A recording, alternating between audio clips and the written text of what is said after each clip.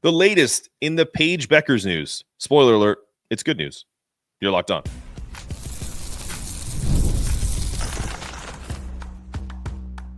You are Locked On UConn, your daily podcast on the UConn Huskies. Part of the Locked On Podcast Network, your team every day. Thanks for making Locked On UConn your first listen every day. We are free and available wherever you get your podcasts and on YouTube. Part of the Locked On Podcast Network, your team every day. Before we dive into today's show, just want to take a moment to say how thankful we are for all of you who follow this podcast. It has grown. I can't tell you how much it's grown. It's like exponential. And we're not just talking hyperbole. We're the number one college basketball show on the Locked On Podcast Network.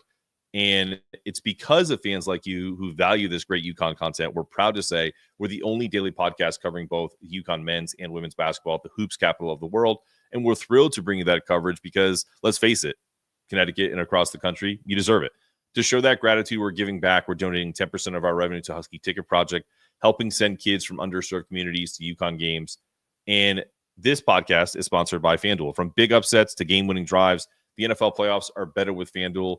New customers can bet $5 and get $200 in bonus bets guaranteed, win or lose. Visit FanDuel.com to get started. Well, we dodged a major derailment of the season with Paige Bueckers, and here to join us, making her Locked On debut, is Bella Tomaino, affectionately known to us as Bella T, mostly because it's easy to say, and I'm notorious for butchering people's names. Sorry again, Yusuf Singari.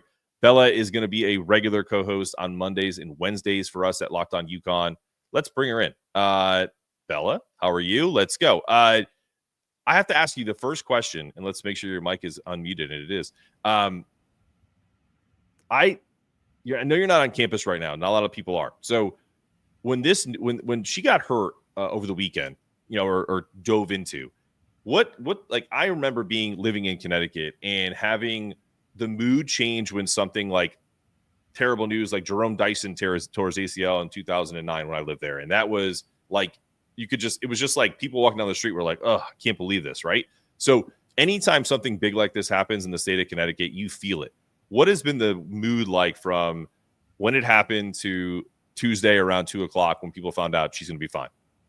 So funny enough, I was at the UConn Providence men's game on Sunday when everything kind of went down in Villanova with Paige, and UConn, the men team, they had a really gritty, good win, came back from a almost 10-point halftime deficit.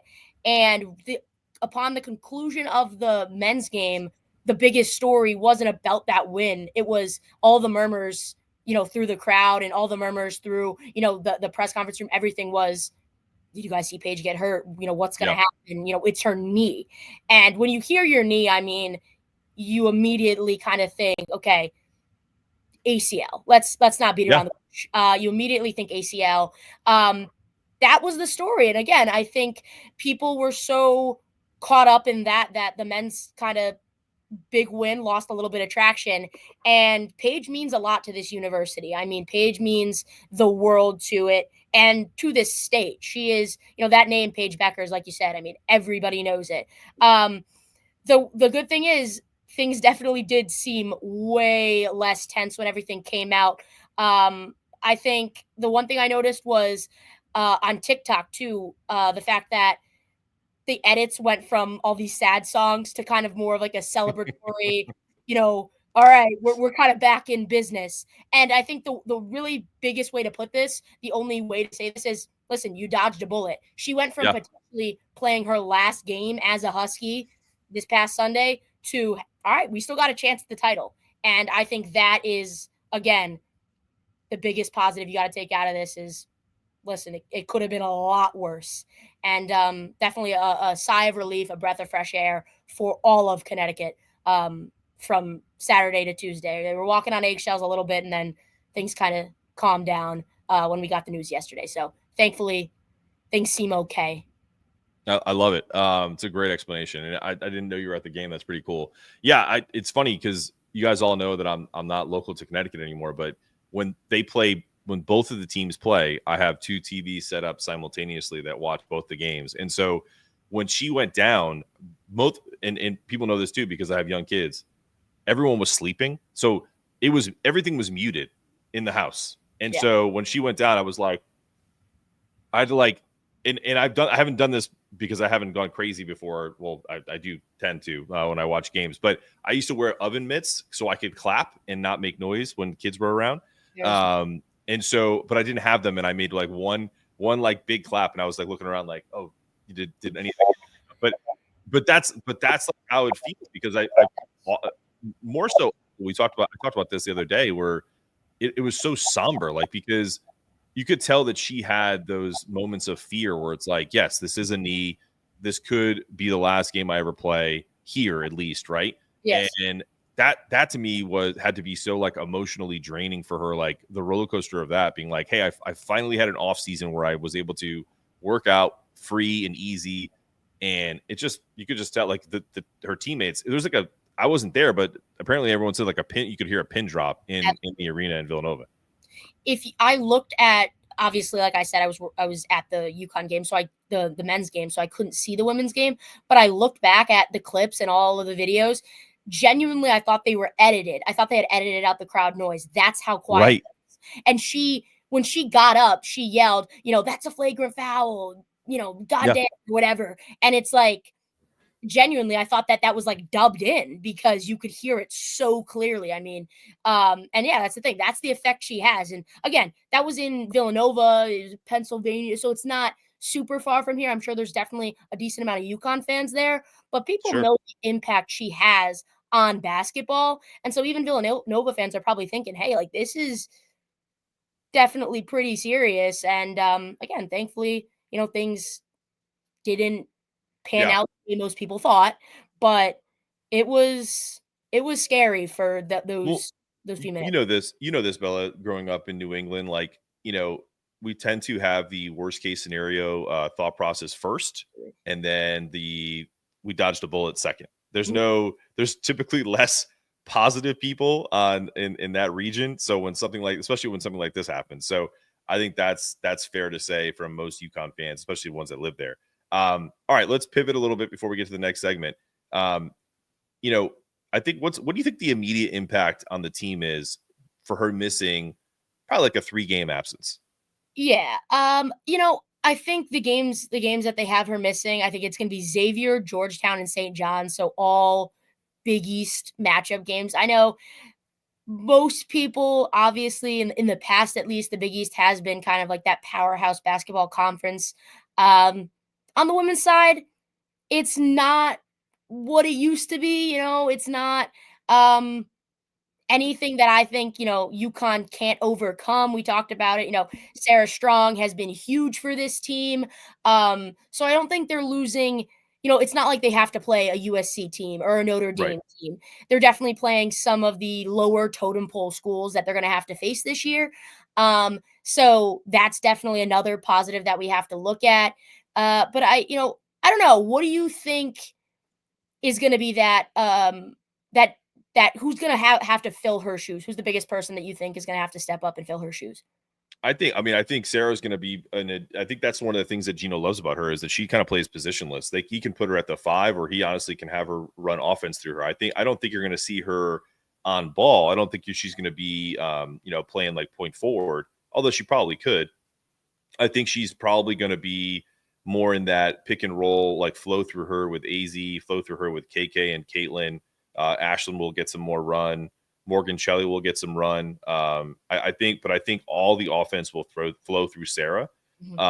And I think what the only thing that concerns me, and then we're going to talk about it after the break, and I want to get your thoughts because we'll take a quick break to do an ad, is the extra stress on AZ with Paige out, because I don't want her to have to play 10 or 12 more minutes just because Paige is out mid-season. I want Gino to figure it out where he's like, okay, I don't think she's on a minutes restriction per se, but we all know she has had terrible injury luck, as has Paige. She just had the knee sprain, and she's kind of working her way back again. Let's make sure that these games aren't treated as if they're must wins. These are kind of just like hang around, and we're probably going to win it anyway. But if we do lose one of these games, one of these 3, which I doubt anyway, It shouldn't be about putting extra stress on Easy. And I want to get your thoughts on that coming up after the break.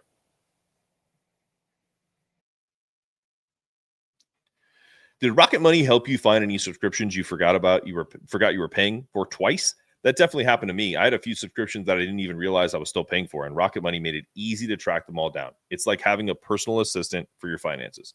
Rocket Money is a personal finance app that helps you find and cancel your unwanted subscriptions, monitors your spending, and helps you lower bills so you can grow your savings. It brings everything together in one place, whether it's subscriptions, your spending habits, or even goals you want to hit this year. Rocket Money has over 5 million users and has saved a total of $500 million in canceled subscriptions, saving members up to $740 a year when using all the app's premium features. For me, one of the best features in the subscription tracker, I've used it to cancel services I wasn't using anymore, and I've already saved on a ton.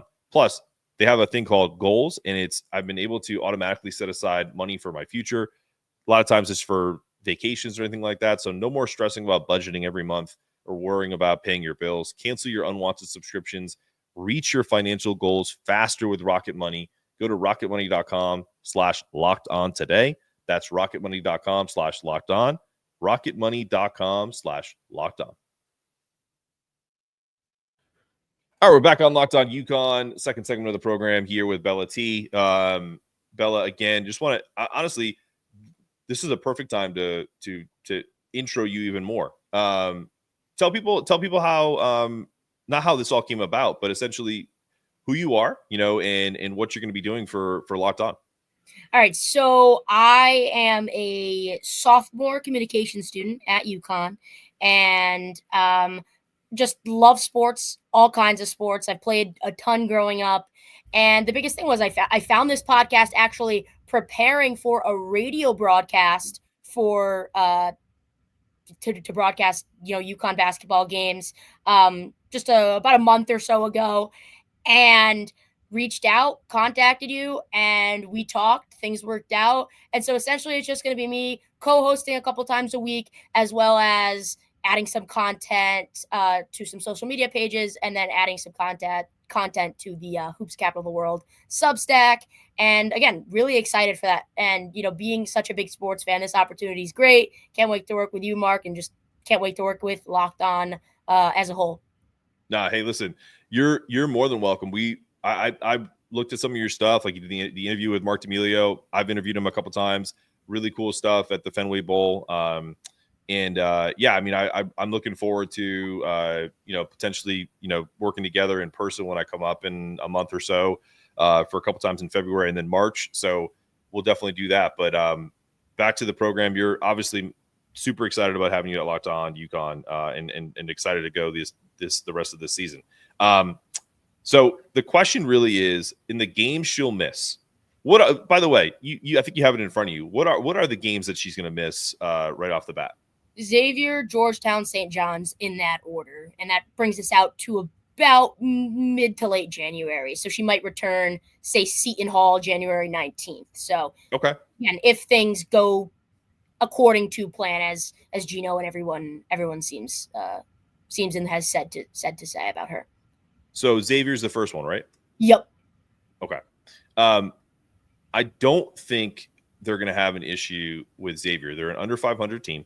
Right. 5-9 right now.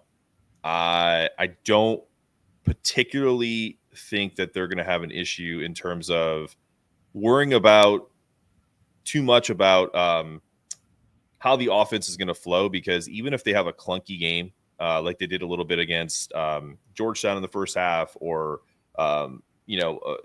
back when earlier in the year, I think even when they played like someone like Holy Cross, I think Gino said at halftime the wrong team is up at halftime. Like, so they've had some rough starts to games, but now I feel like with AZ back in the fold, with Sarah kind of she's averaging 17.5 points and 6.5 rebounds a game as a freshman. She's insane. My only concern, and I want to get your thoughts on this, is I don't want them to put too much of a load on AZ Fudd, because I want her to be 100% come tournament time. What are your thoughts? I totally agree. Again, when AZ initially went down, that was the exact statement that everyone said is we want her ready for tournament time. This is a good time for that injury. I think people are saying the same thing for Paige. AZ, on the other hand, though, when Paige did go down for her ACL, was it 2 years ago? AZ was playing the best basketball of her career. I mean, that's without a doubt. I mean, she was one of the top players in the country. And right now, in this time, that's not the story for her. So I do think she definitely will have a way bigger impact. But the girls that I want to see step up, girls like Morgan Shelley, Ali Zabel, those are the girls that they're averaging the second fewest minutes on the team. Zabel, I think, has around 7 minutes per game, or sorry, 9 minutes per game, and Shelley's only averaging 12 at this point. They're the guards that I want to see grow confidence. And even when Paige does get back, if Gino can look down on the bench and say, hey, we need you, Morgan, to get in, to give Paige a little bit of a breather. We need you to make a big basket. This is the time where you have to build that confidence for tournament time, whether it comes down to the Big East tournament or definitely in March when you're in that Sweet 16 game. And Paige, obviously, she's not going to ever come to Gino and say, I need a breather necessarily. But if Gino's like, hey, Paige, we need you just to take a second, right? We want to make sure that you're good. Girls like that, like Allie and Morgan, are going to have to find some sort of rhythm in these next 3 games and kind of continue that. Because again, the biggest thing for that is if you're not even looking towards this March, gotta look towards next March, where Paige Bueckers isn't even going to be a factor. Allie and Morgan are the future of this team. And that's what you also want to look to is, yes, this season, this is the now, but we have to make sure we think about the future. Of course. I totally agree with that. I also feel like too, the interesting thing about Morgan's ability is Gino has put her as a forward for most of this year. And so like, if now she's able to kind of go back to her more natural position of being like a shooting guard and being kind of off ball and being a scorer, then when Paige is back and then Aubrey Griffin comes back, then Morgan obviously has that ability to kind of be that scorer on the wing. But the biggest person I want to see take advantage of this opportunity of having more minutes potentially is Ali Zabel. She came into this program as the sniper, as the absolute lights out 3-point shooter, and I'm not denigrating her ability at all, but she just hasn't been able to be consistent, and that's part because she hasn't gotten a ton of minutes. But the other part is when she has had opportunities, she's been okay, right? She's made 1 of 3 or 1 of 4 in a game. She really hasn't had that signature game where like look at Ashlyn Shade's game against Iowa State where she was like 7 of 7 in the first quarter and had 20 points. Yeah. Like we haven't seen, and I'm not saying she's going to get that type of run, but if she gets like 15 minutes in a game and she's able to give you like 3 or 4 threes on like 4 or 5 shooting, I think that's what they're looking for. And I mean, do you agree with that or am I off base? No, I totally, I would say the exact same thing. If you ask any shooter at any level, you can't get hot if you don't get reps. And so if you're coming off the bench in a cold, XL Center, they play under ice. It's chilly in that arena. So she's coming in cold. I mean, you can't expect her to go on a little bit of a run when she has no reps or nothing else to base things off of. So I do think that her maybe getting, I would say at least 20 minutes, averaging around 20 minutes a game in these next 3 game stretch. I think that'll help her find that rhythm and be able to knock down those big shots. And again, I think it just comes down to confidence as well. If you do knock down those shots, next game where you kind of go back to your role with Paige back in the mix of things, then you feel, okay, listen, I did it last game. I was able to go, 2 for 3 or 4 for 5. Again, speculative stats, but I think that that's the biggest thing. Just get her hot, get her reps, and I think things will be fine. And again, we're looking towards March. So I'm excited. I'm excited more so than nervous for these next 3 games, if that makes any sense. For sure. No, I am too. I think anytime there's I said the same thing on the men's side, with Liam McNeely is, they're honestly, even though he's a freshman, he's been their best player. Most impactful, if you will, right? It doesn't have the best stats, but he's essentially become their go-to guy. And so when he has that high ankle sprain and essentially is probably going to miss the entire month of January, maybe minus a game. We talked about that on the other show with Dan, where it's like, listen, it's a really good opportunity for some of these guys to step up. And we saw an Aiden Mahaney step up in the Providence game. And hopefully we can get the same kind of contributions from either Jay Stewart or Jay Ross. So right. I know it's not the same because Paige is like, a generational talent. Right. And Liam's going to be an NBA player, but they're just not in the same stratosphere right now. But the premise is still the same. And right. I am super excited about both of these teams kind of finding themselves in these next 3 or 4 games, because it's only going to help them come March for sure. Mm-hmm. All right, we're going to take one last quick break. There's no ads, so we're going to be coming right back, and then we're going to talk about silver lining. And Gino also mentioned this in the press conference, that we could see a late year Carolyn Ducharme presence, and talked about how an amazing of a teammate she's been going through all that she's going through. So we're going to talk about all of that coming up after this. And we're back with your host, Mark Zanetto, and co-host on Mondays and Wednesdays, Bella Tomaino. All right. So I want you give me what you think is the biggest positive and the biggest negative from this. Like, I think there's a silver lining with all this, but there's also some kind of collateral damage with not having Paige. So what's one positive, one negative for her missing these 3 or 4 games? I'll start off with the negatives. Start with bad. Go to the positives. I would say the negative is Paige leads the team in points, everything, and assists. Yeah. Now, yeah, I know she doesn't in everything, but she leads the team in points and assists. And most of all that you can't quantitatively calculate is leadership. I mean, you're losing the best passer on your team. I'm not going to sugarcoat it. The best scorer. And she's a coach on the court when it comes down to it. So that's going to be huge, right? And you're losing that senior veteran kind of, fifth year talent. And again, it's hard, I don't want to. She's one of the top players in the country, and depending on the day, you might say could be, Juju Watkins or whoever you say. But if you're saying UConn, she is the best player in the country, the best player on your team. So that's hard, right? It's going to have to be somebody else stepping up. Sarah Strong, not too far behind in most of those categories, but she is a freshman, so she's going to have to find that voice on the court.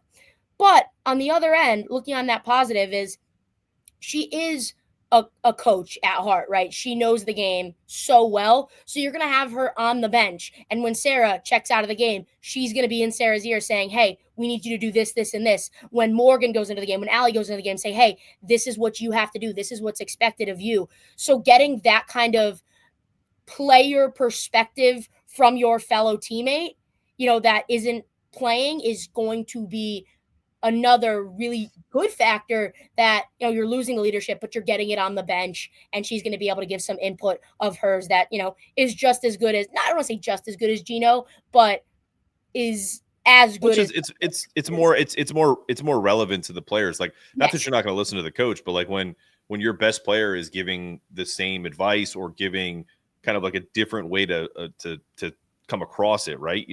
It resonates more. And I think you're spot on there. Yeah. And I will say this. I think necessity is the mother of invention. So they're going to need to figure out how to play without her. Absolutely. And I think it also, not that Paige is ever gets in foul trouble, but if you think about it from this perspective, this stretch of games without her, if they ever are in March, maybe it's like the Sweet 16 and they're in a battle with the team, and Paige picks up 4 fouls late in a game, and she has to sit. They're not all of a sudden going to go, oh, what do we do without her? Because we've already done it. We've done it for full games without her. And so that's what I mean by that mother of invention. Necessity is the mother of invention, because Sarah's going to have to be a little more vocal. She's going to have to, step up her leadership capabilities. Similar to like Ice Brady last year and KK and Ashland, being thrust into action with all the injuries. So, sometimes that happens and you have to step up. What's the word? Adapt or die, right? Exactly. And to go back to the point, not to jump around too much, but you No, talked please. the men's team having to find some identity without McNeely. Hassan Diarra had his career high with 19 points, and Mahaney had his UConn. I know you said Mahaney had his UConn season high with 15 points. Those are two guys that before that Providence game, you were saying, what do we do with them? I mean, Mahaney seemed like he might have been maybe, I don't want to say a bust, but was getting to it. And Diarra was still very inconsistent. And so that's what we need Morgan and Allie and Sarah and all these players to emulate is, next man up mentality or next woman up mentality and realize, listen, like, it's not the end of the world. It could have been a lot worse.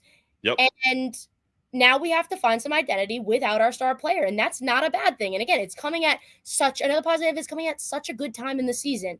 No injury is a good time, but if this came right before the tournament, Paige coming back from injury would kind of still have to go through some growing pains and things like that. You're coming in January, okay? Kind of still in that Big East bubble. It's not the end of the world. Like, it's obviously it's a knee injury, so she's still probably not going to be 100%, but they play mid-February, they play Tennessee, number 16, Tennessee. They still have number 2, South Carolina, coming up on their schedule, I think in either late February or early March. February. Yep. Yeah. So those are the games you need her to be 100% for. And if you can add that depth with those other players on the bench, like you said, if there's foul trouble, if who knows what's going to come up, right? Expect the unexpected. But if you can be prepared for that, that's when it's going to come down to. If you can be more prepared and have more depth than the other team that you're playing, that's half the battle. Absolutely. Last topic, or this you made me think of this. When we got a transfer in Caitlin Chen. Caitlin Chen has been a primary scorer for Princeton for 4 years before she came to UConn. I know it's Princeton, but she's had big games and big moments in the NCAA tournament, in her conference tournament. I look for her in these next 3 games to assert herself as more of a scorer than she has, because she hasn't really had to be. But now with Paige's 20 points needing to be replaced, maybe in the aggregate, maybe she doesn't score 20, but maybe she gives you 12 or 13 points in this stretch. But it's time for her. When we talk about the absence of leadership, she's the oldest person on the team, in terms of playing time, the amount of games she's played. She's got to step up. And if we get that, similar to, like you mentioned, Haas, a fifth-year senior, if we get that from Caitlin, then it'll, lighten the load for others like AZ, for Sarah, and they can just play their typical game. And I think that's what I'm going to look for. Those are going to be the keys in the next 3 games. What do you think? I agree 1,000% on that. I think Caitlin Chen's impact on this team is not talked about enough. I would say she's one of the most. She's very quiet, right? Like she's kind of like that silent killer, though. I felt like, in certain games, she's made a couple of shots in some situations where maybe the lead's starting to slip away or you need a big bucket. And Chen's kind of been there. And I think, again, I would love to see her role develop a little more and her, at the end of the day, get a little more recognition. Because, you're in your last year. She might not be a player that does, go to the WNBA again. Not too sure if she does have a decent tournament or has a good stretch and gets a little bit more of a presence in the media. She maybe could make that run. But again, I want her to go out with a bang. And I do think that she definitely could fill those shoes of Paige. And again, whether it's spread around, whether she has like that 12-point performance and then somebody else has, 8 to kind of fit that 20. Balance it out. I'm fine with that. But I do think that that Chen does deserve a little more credit. And I do think that this is the perfect time for her to retain that. I said it was the last thing, but I thought of one other thing. I would say that on top of Caitlin, it could be an opportunity for UConn to work their bigs a little bit, right? Get Janelle Elfie going. She's starting to make some strides. She's starting to kind of get her feet underneath her where she's healthy. I still cling to the comment that Gino made earlier in the year and he was being like just honest and really forthright, where he's like, Janet is so talented but she's trying to make up for 2 years in every play. Mm-hmm. And she's finally everything's kind of slowing down for her a little bit now. Yep. So I think that is something that, with the lack of offense potentially in the backcourt, I think we could add some of that aggregate of the 20, plus 30 or whatever it ends up being when Paige is on the court by getting her going a little bit. Because if she is what she's supposed to be, all of the projections where she could potentially be, a 15 to 16 point scorer, if she starts doing that, or at least is just a force down low, then this team could be special when Aubrey Griffin comes back and kind of has a running mate. What are your last thoughts, and then we'll close out the show? Yeah, I think Jenna Alfie is her own biggest enemy. She has had some problems. I think her biggest problem for me that I've noticed is just finishing at the rim. Yep. Got to go up strong. And especially, if you get your own board or get a board right near the rim, I've seen her kind of try to dribble and do a little bit too much. You're bigger than almost all the girls on the court for the most part. Just go right back up with it. Don't put the ball down to have a chance for somebody to swipe the ball away or to get a jump ball. Go back up, right? Like, that's the biggest thing. That's the only problem that I've had in her game. I think she's definitely can be that force that UConn needs. And again, like with Aubrey Griffin too. I mean, her coming back, Gino said, as earliest probably mid-January. Mid-January, yep. Similar to that Paige timeline. She adds so much athleticism to this team. And I think Alfie lacks athletically. Aubrey will make up. And the only other person that I just want to quickly talk about, Ice Brady. She's been a little bit of a disappointment this season so far. I can't lie. I think Jana has kind of definitely jumped her. Yeah, jumped her in terms of whether it comes to that starting lineup kind of spot. But again, I think it's a trust factor with Gino too, like, because I think he would rather have Jana in there, but he trusted Ice initially, and then as things started to kind of like switch, like he would even take her out in the second half of games and start Jana. So I've said it from the start. Ice is my favorite player. Her name, her just like her ability last year. I think she's taken a step back, unfortunately. Yeah. But for me, it's really just about, I don't think she's as good as Jana is, and part of it is because can't teach 6'5", like that's a big thing. So but what I want Ice to be eventually is essentially just like an enforcer. Like, I'm not trying to say like to play dirty. I'm just saying like just physical, like, just get on the boards, do all the dirty work, and that should be her role. I don't know if she's embraced it. I don't even know if the minutes are going to be there anymore when Aubrey comes back and is playing full bore. So we shall see. We don't have enough time for this today, but on the next episode, Gino talked about how Carolyn Ducharme could potentially be back in March, playing in the Big East tournament and maybe some spot minutes in the NCAA tournament. She also made a comment that she does not want a red shirt because she doesn't want to be as old as Gino is when she's playing her last year. So all fun stuff. Bella, look, fantastic show. Love that you're a part of Locked On UConn and the Locked On Podcast Network. Really appreciate you. This has been another episode of Locked On UConn. We're asking you to stay locked on, stay connected, and to remember, it's not just about getting it done. It's about doing it in a way it can't be done any better. That's our goal every day. And as always, go Huskies.